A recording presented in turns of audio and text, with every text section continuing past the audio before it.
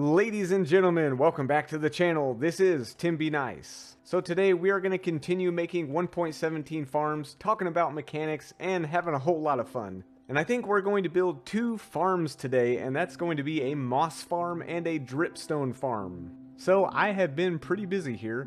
I have removed the sugarcane farm and the bamboo farm, and I moved the sugarcane farm in the mountain. And we're going to do that soon with the bamboo as well. But as you can see, I have put a door in for our storage room, which I have been working on a bunch. Let's head on in there. So you guys probably saw this last episode. I had all these chests in here. But what you did not see was the back here, where I've started on the item sorting system. So we've got all these hoppers here and our item sorters. So I got these item frames on the back here. That way I know which is which. And added some subscribe. So anyway, I want to let you guys know before we get started that I have made a Discord server. So if you guys want to head on over to Discord, I'm going to put a link in the description so you can go check that out. We can chat, we can hang out. So let's go ahead and close this up so no creepers get in there, and let's fly on up to our inside of our mountain where we're going to get started on, I think we're going to do the moss farm first. So if you guys want to follow along, I'm going to do this as a tutorial, so let's get started.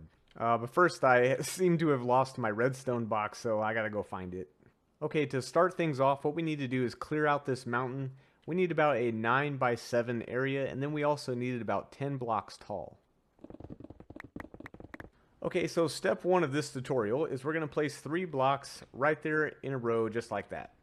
And then we're going to take some redstone dust and 2 repeaters like this, and we're going to adjust these all the way down. And then we're going to grab a lever and we're going to place it right there. This will be our on and off switch. So then next we're going to take an observer and we're going to face it toward that repeater and put a solid block above it. And then we're going to take a regular piston and place it right there. So then next we're just going to take a temporary block and place it there, and then an observer facing toward that block. So right there in front of that piston is where our stone is going to be generated that we're going to turn into moss. So we're going to have to grab some lava and some water, and we're going to make a stone generator. But before we build the stone generator, we're going to have to finish the rest of the farm. So what we're going to do is we're going to grab an observer and we're going to face it toward that redstone dust. And then we're going to place another observer facing toward that one, and then 2 more observers facing that one. So next we're going to take some glass and we're going to put one here, we're going to put one right here, and right there. So then next we're going to take a dropper and we're going to place it on top of this observer like this. We're going to put a hopper going into it, and then a double chest on top of that hopper. Now next we're going to take some more glass and place it right here like that, and on top of that piston, and then right here we're going to place our moss block. And you know what, since I only have 2 moss blocks, I'm going to go ahead and I'm going to bone meal them and go get some more before I do this. That way, in case I burn them in lava, then, I don't have to go find any more. Okay, so just in case you guys didn't know, the only way you can obtain moss blocks right now is if you find them in shipwrecks, or if you find them, I think the Wandering Trader maybe trades them. But when you find one, all you got to do is bone meal it like that. Now when you do this, it transforms all the other blocks around it into moss. So if you did this around your world and then you came in and you just gathered it all up, you're going to have a big hole and kind of an ugly mess. Okay, so like I said, your moss block is going to go right in front of this dispenser right there. Okay, so next we're going to put our water in place, and you're going to do that right there under that hopper. Then next you're going to take your lava and you're going to put it right here above the piston against this glass block. And as you can see, it created stone. Now, whenever this dispenser dispenses bone meal, which we're going to put in that chest, it's going to turn these stone blocks into moss. So the next thing we're going to do is take 2 pistons and place them against the dropper or the dispenser, just like that. And what that's going to do is break all of the moss carpets and all of the grass and everything that grows on top of this. That way the farm will keep working. If you don't have these, the farm will not work. So make sure you put those in.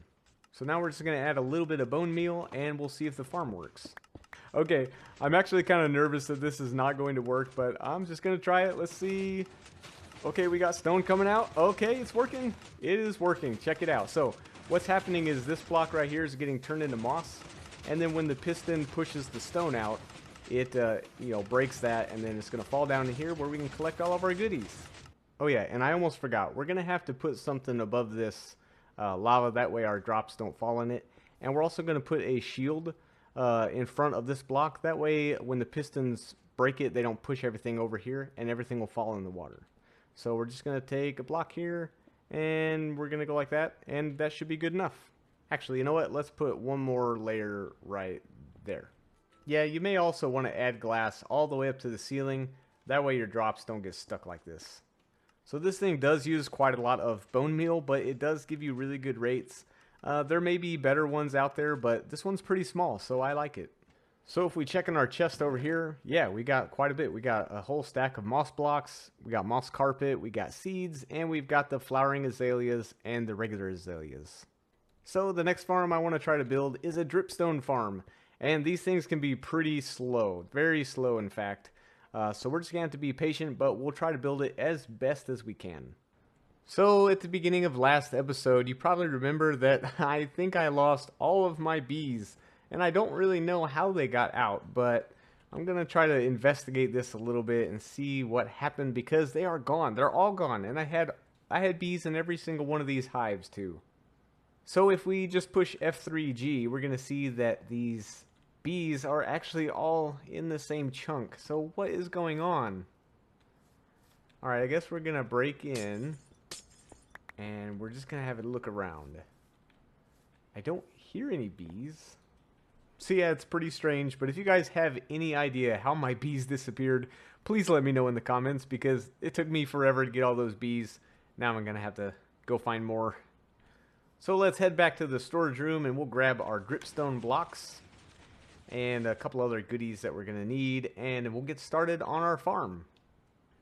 Okay, so I think I'm going to put this farm right next to the other one, and I'm not going to hook it up to a water stream, and that's because this thing is going to be so slow that it's really not worth dedicating, a whole slot down in my storage room for dripstones. So if you guys decide to build this farm, you need it about 5 blocks deep, and then you need it about 7 blocks tall. And since I have about 13 dripstones, I'm going to make it 13 blocks long. So the first part of this farm is pretty simple. All it is a hopper minecart that's going to pick up all of our pointed dripstones and deposit them into this chest. Now the way it works is there will be items here above the rail. This will get activated, it'll pick it up and deposit it into this chest. So the way this thing works is whenever there's any items that go through this hopper, this comparator is going to detect it, and it's going to turn off this redstone torch, which powers this rail. And then once all of the items are done going through the hopper, it'll turn it back on and it will send the minecart back to its home. So the next thing we're going to do is just add some stone right above the minecart rail. And we're going to put a couple of layers like this on the back of it. So next we're going to put pistons like this, one on top of the other, all the way down in the center of the platform that we just built. Okay, so when you're done with that part, you're going to take your dripstone blocks and you're going to put them above the pistons, one block. You're going to have a space of 1 block right there, and it's going to come all the way down to the end of these pistons, just like that. So then after you're done with that, you need to add observers just like that guy right there, all the way down. Mistakes have been made, and we need to add some blocks on the back of these pistons, just like this. And we'll break out right here. This is where our redstone dust is going to go. Then you're going to place your redstone dust down just like that, and now whenever anything is detected here, it should activate all of those pistons at once. So next we can go ahead and take our pointed dripstones and add them on the bottom of these dripstone blocks, just like you see here. And then you're just going to add a block here on this side and on this side all the way down to this block right here.